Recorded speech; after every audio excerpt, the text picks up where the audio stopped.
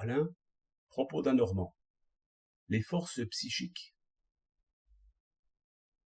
Si l'on vous faisait voir de lourdes tables soulevées par le seul contact de deux mains, ou des fleurs tombant du plafond, si l'on vous faisait palper d'invisibles fantômes qui vous pincent, vous frappent, vous poussent, que pourriez-vous demander de plus?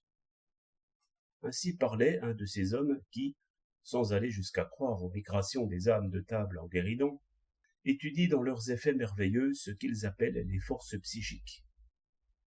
Je lui répondis: ce que je demanderais une toute petite chose sans compter les autres. Je demanderais à contrôler chacun de mes sens par les autres, car tel est le premier contrôle expérimental, qui permet aux tout petits enfants de former leurs premières notions concernant les objets qui les entourent. Voyez ce petit homme dans son berceau, comme il agite son hochet. Vous vous imaginez qu'il perd joyeusement son temps. Je crois au contraire qu'il travaille. Je crois qu'il est en train de constater, par des expériences répétées et concordantes, la correspondance remarquable qu'il y a entre ce qu'il voit, ce qu'il touche et ce qu'il entend. Le hochet convient parfaitement pour ce genre de recherche, attendu que la main le reconnaît et le déplace aisément, qu'il présente à l'œil une tache claire très facile à distinguer, et qu'en même temps il produit, dès qu'on l'agite, un certain bruit.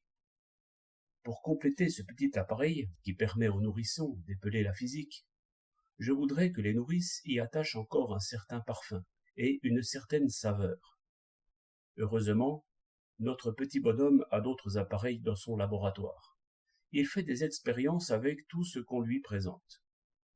Or, ce n'est pas vous demander beaucoup que vouloir essayer vos faits selon la méthode de l'enfant, c'est-à-dire toucher quand je vois et voir quand je touche, car un seul sens ne suffit point lorsqu'il s'agit de faits extraordinaires.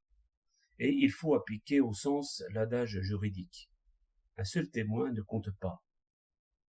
Mais à supposer que je saisisse les faits dont vous parlez à la fois par les yeux, le toucher et l'ouïe, je voudrais encore les saisir plusieurs fois, car ce que nous appelons un fait, c'est ce qui se reproduit autant de fois que l'on veut. Et enfin, quand j'aurai constaté comme des faits les prodiges dont vous me parlez, je ne sais si j'accepterai encore votre hypothèse des forces psychiques. Car il faut qu'une hypothèse me permette de prévoir de nouveaux faits, qui la vérifieront. Sinon ce n'est qu'un mot, comme si l'on disait « l'opium fait dormir parce qu'il a une vertu soporifique ». 21 mars 1908